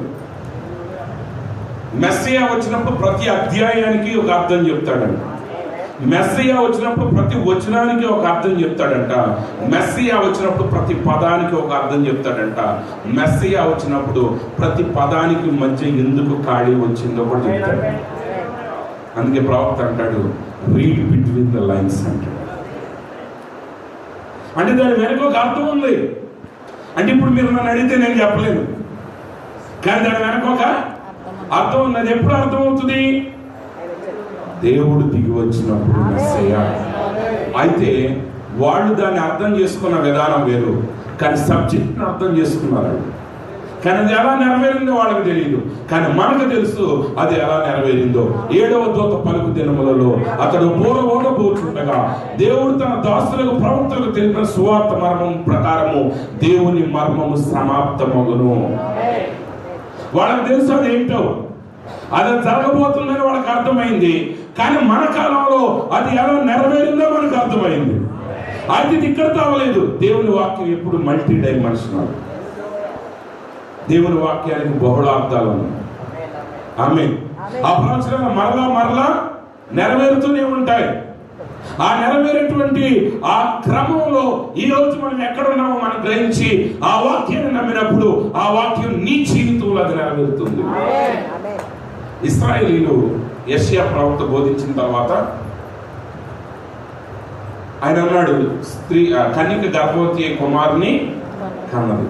కనునంటే ఇశ్రాయేలు దాన్ని ఎలా తీసుకున్నారని అంట, ఒక కుమారుడు వస్తాడు మెస్సియా అని చెప్పాడు కరెక్టే, కానీ అయ్యగారు ఏదో పొరపాటున కన్యక అని ఉంటాడు అని చెప్పి దాన్ని సరిచేసి స్త్రీ ద్వారా గర్భం మెస్సియా జన్మిస్తాడని చెప్పి ప్రతి భర్త కూడా ప్రెగ్నెంట్ గా తన భార్య మొదటి కాన్పుతో ఉన్నప్పుడు వాళ్ళు ప్రార్థన చేసేవాళ్ళంట, ప్రభువా ఈ మొదటి కాన్పులో మాకు మెస్సియాని అనుగ్రహించు. ఎందుకని సాధారణంగా యెషయా ప్రవచనాన్ని కానీ మనం అర్థం చేసుకుంటే ఆ కాలంలో, అంటే ఈ కాలంలో అందరం చెప్పేస్తున్నాం ఈజీ, కానీ యెషయా గారిని ప్రవచించిన కాలంలో అది మనుషులకు అర్థం కాని విషయం. యెషయా ప్రవచించాడు, చనిపోయాడు, అది నెరవేరిందా? నెరవేరలేదు. కాబట్టి యెషయా అబద్ధ ప్రవక్తుడు. యెషయా నిజమైన ప్రవక్త, అబద్ధ ప్రవక్త? యెషయా కాలానికి అబద్ధ ప్రవక్తుడే. 100 సంవత్సరాలు గడిచింది. కానీ 700 సంవత్సరాలు దాటిన తర్వాత ప్రవక్త అంటాడు, ఆ పలకబడిన మాట ఇంకా గాలిలో అలాగే తిరుగుతూ ఉన్నాడు. అది తగిన నేల కొరకు ఎదురు చూస్తుంది, అది తగిన హృదయం కొరకు ఎదురు చూస్తుంది. ఏ హృదయం అయితే తగిన హృదయం జరిగిందో వెంటనే ఆ మాట ఆమె లోపలికి వెళ్ళిపోయింది. ఆ వాక్యమే శరీరం దాల్చింది, ఆమె కుమారుడికి జన్మనిచ్చింది. ఈరోజు మనకు తెలుసు యెషయా ప్రవచనం నెరవేరింది. యెషయా అబద్ధ ప్రవక్త కాదు, యెషయా నిజమైన ప్రవక్త. ఆయన పలికిన ప్రతి మాట నెరవేరింది. అందునిమిత్తమే దేవుని ప్రవక్త ఒక మాట సెలవిచ్చాడు, దేవుని ప్రతి ప్రవచనంలోనూ దైవికమైన భాగం ఒకటి ఉంటుందంట. ఆమె మీరు ఎంత విడదీసిన దాన్ని, మీరు దాన్ని ఎంతగా, ఎన్ని వాక్యాలన్నీ ఎవరైనా చెప్పండి, ఎంత జ్ఞానం కలిగిన వ్యక్తి అయినా, ఇంకా దాంట్లో దైవికమైన భాగం ఒకటి ఉంటుంది. ఆ భాగం దేవుని చేతిలో ఉంటుంది. అది పూర్తిగా నీకు అర్థం కాదు, కానీ విశ్వసించాలి. ఎలా అర్థపడతాం? దాన్ని నేను ఎంత వివరించినా ఎక్కడో ఒక చోట నేను ఆగిపోవాల్సింది. ఆమె ఎవరు వివరించినా దాన్ని ఆగిపోవాల్సింది. ఎందుకంటే ఆ ఆగే భాగం ఎవరిదంటే అది దేవుని భాగం. అది దేవుని భాగం కాబట్టి మనం ఏం చేయాలంటే మనం దేవుని మీద ఆధారపడాలి. ఇప్పుడు ప్రతి వాక్యాన్ని విశ్వసించాలి. ఈ మధ్య కాలంలో నేను ఒక ఆర్టికల్ చదివాను. ఒక ఆర్థికవేత్త రాసిన ఆర్టికల్ చదివితే ఆర్టికల్లో వాళ్ళు క్రిస్టియన్ బేస్డ్ అనమాట, క్రైస్తవ ఆర్థికవేత్త, ఆయన ఎకనామిస్టు. ఆయన ఏం చెప్తాడంటే, మీరు ఆర్థికంగా విజయం సాధించాలి అంటే మీరు మొట్టమొదటిగా చేయాల్సిన పని ఏంటంటే మీరు దశమ భాగం చెల్లించాలన్నమాట. ఆమె ఒక జనరల్గా మాట్లాడే జర్నల్లో ఎలా రాస్తాడు ఈయన ఇలాగా అని నేను ఆశ్చర్యపోయాను. మీరు కూడా ఎప్పుడైనా ఎసెట్ మేనేజ్మెంట్ చేసేటప్పుడు హెడ్జ్ ఫండ్ అని ఒకటి వాడతారు. అంటే కొంత డబ్బున హెడ్జ్ ఫండ్కి వాడాలి. అదే కంచె అనమాట. మనకు అర్థమైన సాధారణమైన భాషలో నేను మాట్లాడుతున్నాను. ఎవరైనా ఆర్థికవేత్తలు ఉంటే నా మాటలు తప్పు పట్టమాకండి, ఎందుకంటే అందుట్లో నేను నిపుణుడిని కాదు. అయితే ఆయన ఏం చెప్పాడంటే, నువ్వు దశమ భాగం చెల్లించినప్పుడు దేవుడు అన్నాడు, నీ పంట తినివేసే పురుగు నేను గద్దిస్తాను. అంటే ఏం చేస్తాడు దేవుడు? నీ చుట్టూ కంచె వేస్తున్నాడు. యోబు చుట్టూ దేవుడు ఏం వేశాడు? కంచె వేశాడు. అంటే నువ్వు ఆర్థికంగా విజయం సాధించాలంటే మొదటగా చేయాల్సిన పని ఏంటంటే నీ చుట్టూ కంచె వేయబడాలి. ఆ కంచె వేయబడాలంటే ఏం చేయాలంటే నువ్వు దశమ భాగం చెల్లించాలి. నువ్వు దశమ భాగం చెల్లించడం అంటే అర్థం ఏంటంటే దేవుడు నువ్వు ఆ పనిలో పార్ట్నర్స్ అయి ఉన్నారు, భాగస్వాములు అయి ఉన్నారు. అలాగే ఆర్థిక విషయాలు, ఆరోగ్యకరమైన విషయాలు, నువ్వు లోకంలో ఏ విషయమైనా చూడండి, దేవుని వాక్యం చెప్పిన మాటను మీరు కనుక గమనించగలిగితే ఆ మాట నీ జీవితంలో గొప్ప కార్యాన్ని జరిగిస్తుంది. ఇప్పుడు సమస్య ఏంటంటే ప్రజలు నమ్మలేకపోతున్నారు. ప్రజలు నమ్మట్లేదు. సాతానుడు చేసిన పని ఏంటంటే ఒక మనిషిలో ఉన్న నమ్మకాన్ని తీసేశారు. ఒక మనిషిలో ఉన్న నమ్మకాన్ని తీసేశారు. అన్ని మోసాలు, కల్తీలు పెరిగిపోతున్నాయి, అబద్ధాలు పెరిగిపోతున్నాయి. మీరు బ్యాంకులో డబ్బులు తీసుకెళ్లారు అనుకోండి, ఆ బ్యాంక్ కూడా కూడా డబ్బులు లెక్కేసుకుని లోపలేసుకోవట్లా, మళ్ళీ మిషన్లో పెడుతున్నాడు, ఈ డబ్బులు కరెక్టో కాదు. మళ్ళీ మీరు డబ్బులు తీసుకుని మళ్ళీ మీరు లెక్క పెడుతున్నారు, ఈ డబ్బులు కరెక్టో కాదు. ఇప్పుడు డాక్టర్ల దగ్గర కూడా సెకండ్ ఒపీనియన్ వచ్చింది. అంటే రెండో అభిప్రాయం తీసుకోవాలి. అవునండి. అంటే ఒక డాక్టర్ గారి దగ్గరికి వెళ్తాం, ఆ డాక్టర్ గారు ఎందుకు చెప్తారు, మన నమ్మకం ఉండదు, ఈ డాక్టర్ గారికి తెలుసో తెలవదో. అందుకని మనం ఏం చేస్తాం, ఇంకో డాక్టర్ గారి దగ్గరికి వెళ్తాం. ఆ డాక్టర్ గారు చెప్పిన తర్వాత మనకి నచ్చింది అనుకోండి, మనం అనుకున్నట్టు చెప్తే ఓకే, మనం అనుకున్నట్టు చెప్పకపోతే ఇంకో డాక్టర్ గారి దగ్గరికి వెళ్తాం. మళ్ళీ నలుగురు కలిసి ఆలోచిస్తాం. ఈ నలుగురిలో ఒక్కడికే డాక్టర్ అంటే ఏంటో తెలవదు, ఆ సబ్జెక్ట్ గురించి ఏం తెలవదు. అయినా వీళ్ళందరూ చర్చించుకొని ఏమవుతుంది ఇక్కడ? ఎనీ ఫీల్డ్ నేను నమ్మలేకపోతున్నాను. అవునండి. ఎవడో వాట్సాప్లో పెడతారు, గోధుమ పిండిలో ఏదో కలుపుతున్నారు, ఎందుకు ప్లాస్టిక్ పడుతుంది, అది తింటే పేర్లు కాలిపోతుంది. ఇక గోధుమ పిండి తినలేదు. ఇంకోటి కందిపప్పు ఏదో కలుపుతుంది, అది తింటే అలాగే చెప్పేసి అంటారు. కందిపప్పు తింటానికి వెళ్ళలేదు. చికెన్ తిందామంటే ఇంజక్షన్ చేశారు అంటున్నారు. చేపలు తిందామంటేనేమో చెరువులో ఏదో కోళ్ళ పేరు. ఇంకేం తినాలి? గాలి కూడా తినాలా? అది లేదు. గాలిలో కూడా ఈ కలుషితాలు వచ్చాయి కాబట్టి ఏదో మాస్క్ పెట్టుకోమంటున్నారు. అంటే ఏంటి? నమ్మకం లేకుండా అయిపోయాం అన్ని విషయాలు. సబ్జెక్ట్ అర్థమవుతుందా మీకు? ఈ నమ్మకం లేకపోయి పోయి ఎక్కడికి వెళ్తుందంటే వాకింగ్ కూడా నమ్మలేకపోతున్నాం. అలాగే చెప్తారులేండి. మాట్లాడేటప్పుడు అందరూ అంగీకరిస్తారు, ఎస్ ఏమేన్ అంటారు, కానీ చేసేటప్పుడు అప్పుడో చెడు. ఎందుకని వాడు నమ్మట్లా, వీరితో నమ్మలా. కానీ గుర్తుపెట్టుకోరు, ఆయన చెప్పిన ఏ మాట కూడా విఫలం కానేరదు. దేవుడు చెప్పిన మాట విఫలం కానేరదు. వాటి సమయంలో జరుగుతుంది. బ్రహ్నాం గారికి దేవుడు వరం ఇచ్చిన తర్వాత ఒక ఉపమానంతో నేను ముగిస్తాను ఈ పూట. బ్రహ్నాం గారి దగ్గరికి ఒక సహోదరిని తీసుకొచ్చారు, ఒక బాలించరాలి. ఆమెకు బాగోకపోతే ఆమె సమస్య ఏదో డాక్టర్లకు అర్థం కావట్లేదు. అప్పుడు ఆయన భర్త బ్రహ్నాం గారికి ఫోన్ చేసి, బ్రదర్ ఇది పరిస్థితి అంటే, అప్పుడు ఆ స్త్రీని బ్రహ్నాం గారి దగ్గర తీసుకొచ్చినప్పుడు ఆయన చేయి పట్టుకుని ఆమె సమస్య ఏదో చెప్పాడు. అది మిల్క్ లెగ్ అన్నాడు ఆయన. అయితే అంటే ఆ బాలింతరాలకు వచ్చే కాళ్ళు వాపు వ్యాధి అనమాట. అయితే ఆ వ్యాధి లక్షణాలు ఏమీ ఆమెలో లేవు. కానీ ఆయన చేపట్టుకున్నప్పుడు ఆయనకి దేవుడు ఇచ్చిన ప్రత్యక్షతను బట్టి ఆయన గ్రహించింది ఏంటంటే ఆమెకు కాలు వాపు రాబోతుంది. అయితే లక్షణాలు లేకపోయినా కొద్ది రోజుల తర్వాత ఆ వ్యాధి బయటపడింది.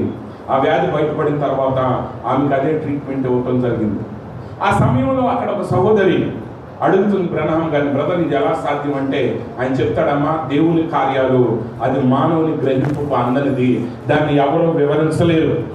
లేదు బ్రదర్, నాకు ఒకసారి చూపించండి ఎలాగో, నాకు చాలా ఆశ్చర్యకరంగా ఉంది, చాలా అద్భుతంగా ఉంది అన్నప్పుడు అప్పుడు ప్రవక్త చూపించి చేపట్టుకొని ఏమంటాడంటే, జబ్బు ఉంటే ఇలా వస్తుంది, ఏమీ లేకపోతే ఏమి ఉండదు అని చెప్పి ఆమె చేపట్టుకుంటాడు. ఆమె చేపట్టుకుంటే ఆమె చేతిలో ఏమీ కూడా రోగం ఉండదు. అమ్మ నీకేం రోగం లేదని చెప్తాడు. అప్పుడు బ్రహ్నాం గారు అంటే, ఇదిగో నా భార్య చేపట్టుకుంటా నేను, ఆమెలో ఏమి సమస్య లేదని అని ఆయన చేపట్టుకోగానే వెంటనే ఆమెకు ఎడమ వైపున గర్భాశయంలో ఒక కణితి ఉన్నట్టుగా బ్రహ్నాం గారికి తెలిసింది. బ్రహ్నాం గారు చెప్తాడు, ఇదిగో నీకు కణితున్నాను ఆయన భార్యకి, నీకేమైనా బాధగా అనిపిస్తుందా, నీకేమైనా లక్షణాలు తెలుస్తున్నాయి అంటే ఆమె తెలియట్లేదండి. 2 సంవత్సరాల తర్వాత ఆమె ప్రసవ సమయం వచ్చినప్పుడు డాక్టర్ గారితో చెప్తాడు, అయ్యా మీరు సర్జరీ చేసేటప్పుడు ఆ లెఫ్ట్ ఓవరీస్ మీద ఏమన్నా సిస్ట్ ఉందేమో, ఆ కడితి ఏదైనా ఉందేమో చూడమన్నప్పుడు డాక్టర్ గారు ఆపరేషన్ చేసిన తర్వాత బ్రహ్నాం గారితో అంటాడు, అయ్యా అక్కడ ఏ సమస్య కూడా లేదు అన్నప్పుడు బ్రహ్నాం గారు సరే అని వదిలేస్తారు. దాని తర్వాత ఇంకా 4 సంవత్సరాలకి ఇంకొక బిడ్డ యొక్క ప్రసవ సమయం వచ్చినప్పుడు మళ్ళీ డాక్టర్ గారితో చెప్తాడు. డాక్టర్ గారు చూసి అంటారు, అక్కడ ఏ సమస్య లేదు. 6 సంవత్సరాలు అయిపోయింది, వాళ్ళు మర్చిపోయారు. కానీ 16 సంవత్సరాల తర్వాత ఆ కణితి బయటపడింది. ఆమె అంటే అసలు శరీరంలో అది రాక మునిపే దేవుడు దానిని గ్రహింపజేశాడు. అంటే ఒక సాధారణమైన మానవుడు దేవుని ఆత్మచేత నింపబడినప్పుడు 16 సంవత్సరాల ముందే దానిని గ్రహించగలిగాడు. మరి సర్వాన్ని సృష్టించిన సృష్టికర్త అసలు సృష్టించక ముందే ఆయనకు అన్నీ తెలుసు.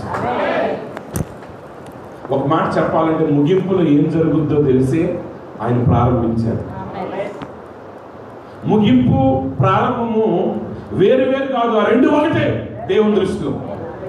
ఎందుకంటే ఆయన ఆది అంతము లేనివాడు.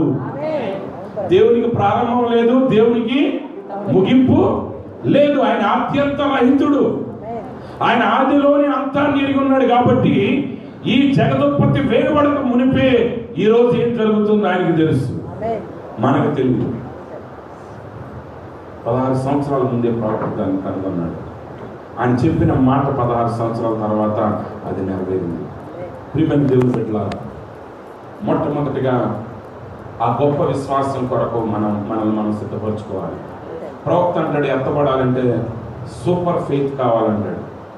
సహజాతీతమైన విశ్వాసం కావాలి. సహజాతీతమైన విశ్వాసం అంటే ఏదో అద్భుతాలు చేసే విషయం కాదు. ఆయన చెప్పింది ఏంటంటే, నువ్వు కారులో ఆ ఇగ్నిషన్ కీ పెట్టి ఇగ్నిషన్ ఇచ్చేస్తావు, ఆన్ చేసేటప్పుడు నువ్వు ఏమాత్రం కూడా సందేహించవు. మీరు బైక్ తాళం తిప్పి కిక్ కొట్టేటప్పుడు మీరు ఏమైనా సందేహపడతారా? నేను ఇప్పుడు స్టార్ట్ చేస్తున్నాను, అసలు స్టార్ట్ అవుద్దా లేదనే సందేహమే మీకు రాదు. ఆటోమేటిక్గా దాన్ని చేసేస్తారు. మీరు ఇంట్లోకి వెళ్తారు, ఆ స్విచ్ వేస్తారు, ఏమాత్రమైనా మీరు సందేహిస్తారా? ఆటోమేటిక్. అలాగే దేవుని మాటలు మనకు ఎలా ఉండాలంటే, దేవుని మాట చెప్పగానే అది ఆటోమేటిక్గా వచ్చేసింది. అది నమ్మయ్యారు. అది ఎప్పుడైతే అలా నమ్మటం మొదలు పెడతామో అప్పుడు మొదటి యుద్ధంలో, ఏ యుద్ధంలోనైతే పరలోకంలో దూతలు ఓడిపోయారో, ఏ యుద్ధంలోనైతే అవ్వ ఓడిపోయిందో, ఆ యుద్ధంలో మనం విజయాన్ని సాధిస్తాం. ఇక్కడ దేవుడు కోరేది ఏంటంటే అర్థమై ఒప్పుకోవటం కాదు, దేవుడు చెప్పాడని ఒప్పుకోవటమే. అదే విశ్వాసం. మీరు అడగొచ్చు, అయ్యగారు ఈ వాక్యం ఏంటుంది ఎట్లా కరెక్ట్ అన్నాను. నేను కరెక్టే అంటాను. ఆమె నాకు అర్థమయ్యి కాదు, కానీ ఒకటి అర్థమవుతుంది ఏంటంటే ఈ 2 మాటలు చెప్పిన వాడు ఒక్కడే, ఆయన నమ్మదగిన దేవుడు. అబ్రహాం అడిగారు, అయ్యా ఎట్లా నమ్ముతున్నా, 25 ఏళ్ళు అయిపోతుంది, 20 ఏళ్ళు దాటిపోయింది అంటే ఆయన ఒకటే అన్నాడు, ఆయన అబద్ధమాడని దేవుడు.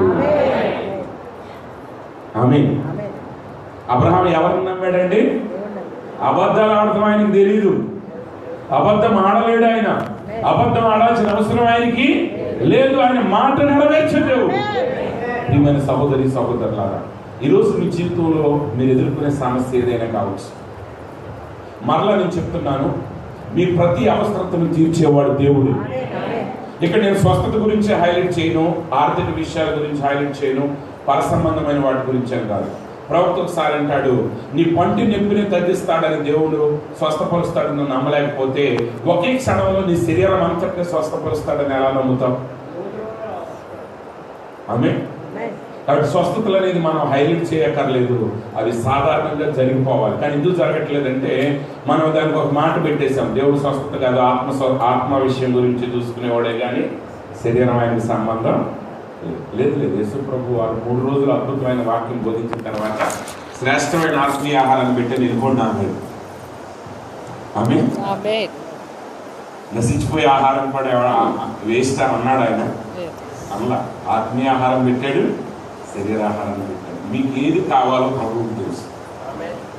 ప్రభు మీకు అన్నం అక్కర్లేదు, ఇల్లు అక్కర్లేదు, బట్టలు అక్కర్లేదు అనలేదు. అది చదవటం సరిగా అర్థం కాక వాక్యం గ్రహించడం చేసే పని. కానీ ప్రభు అన్నాడు, ఇవి మీకు కావాలని పరలోకమందున్న మీ తండ్రికి తెలుసు. ఆయనకు తెలుసు కాబట్టి నువ్వు ఆలోచించు. ఆమేన్. నీకు ఆహారం కావాలని ఎవరికి తెలుసు? పరలోకమందున నీ తండ్రికి తెలుసు. నీకు నివాసం కావాలని ఎవరికి తెలుసు? పరలోకమందున తండ్రికి తెలుసు. నీకు వస్త్రాలు కావాలని ఎవరికి తెలుసు? నీ పరలోకమందున తండ్రికి తెలుసు. నీకు స్వస్థత కావాలని కూడా దేవునికి తెలుసు. నీకు తలనొప్పి వస్తే నువ్వు తలనొప్పితో బాధపడితే ఇక్కడ కూర్చున్న వాక్యాన్ని వినలేవు. వినగలవా? వినలేవు. నీకు తలనొప్పి తగ్గితేనే ఈ వాక్యం వినగలవు, ఈ వాక్యం ఆనందించగలవు. కాబట్టి నీ తలనొప్పిని తీసేయాలని తెలుసు, అది అవసరమే. అయితే మన లక్ష్యం ఒకటే, మొదటిగా ఆయన నీతిని, రాజ్యాన్ని. ఎప్పుడైతే వాక్యాన్ని నెరవేర్చడం కోసం మనం వెతుకుతామో అప్పుడు ఇవన్నీ కూడా నువ్వు అడగక మునిపే అవి నిన్ను వెంబడిస్తాయి. ఆ గొప్ప ఎత్తపాటు వైపు మనం వెళుతున్నాం. వాక్యాన్ని విశ్వసించుదాం, సందేహం లేకుండా, సంశయం లేకుండా వాక్యాన్ని, వర్తమానాన్ని విశ్వసించడం అర్థం చేసుకున్నాం. కొంతమంది వాక్యాన్ని హైలైట్, ప్రవక్తని కొంతమంది చెప్పవలసిన దానికంటే ఎక్కువ హైలైట్ చేస్తున్నారు. కొంతమంది ఆయన అసలు అవసరమే లేదు, ఆయనకేం తెలుసు అని పక్కన పెట్టేస్తున్నారు. ఈరోజు ప్రవక్తను మించి తెలిసిన వాళ్ళు చాలా మంది ఉన్నారు. అయితే ఒకటి గుర్తుపెట్టుకోండి, అంటే అందరికి కాదు, ప్రవక్త కంటే ఎక్కువ తెలిసిన వాళ్ళకి మాత్రమే చెప్తున్నాను. ఆమె ఒక డాక్టర్ గారు అంటాడు, మీ తల్లిదండ్రులకి సెల్ ఫోన్ వాడటం తెలియకపోవచ్చు, పిల్లలకు తెలుస్తుంది కదండి. పిల్లలకు తెలిసిన తల్లిదండ్రులకు తెలుసా ఇప్పుడు న్యూ గ్యాడ్జెట్స్ ఎలా వాడాలో తెలియదు. అయితే ఆయన అంటాడు, నీకు మీ నాన్నగారి కంటే సెల్ ఫోన్ వాడటం బాగా తెలిసి ఉండొచ్చు, కానీ ఒకప్పుడు స్పూన్ ఎలా పట్టుకోవాలో, మూతి ఎలా తుడుచుకోవాలో చెప్పింది వాళ్ళని గుర్తు. ఆమె అర్థమైందా? ఇప్పుడు మీరు మీ తండ్రుల కంటే, మీ తల్లిగారుల కంటే చాలా ఎక్కువ జ్ఞానం మీకు వచ్చి ఉండొచ్చు. ఒకవేళ మీ అమ్మగారు తిరగలు తీసుకుని ఉండొచ్చు. ఇప్పుడు నువ్వు మిక్సీ ఎలా పట్టాలో, గ్రైండర్ ఎలా పట్టాలో నీకు తెలుసు. ఒకవేళ మా అమ్మగారు చొమ్ము ఎలా పడుతున్నామే, కరెంటు కొట్టేదంటే నీకు తెలియదు, మస్తు తగ్గి పంచులో లోపలికి ఎలా అనొచ్చు.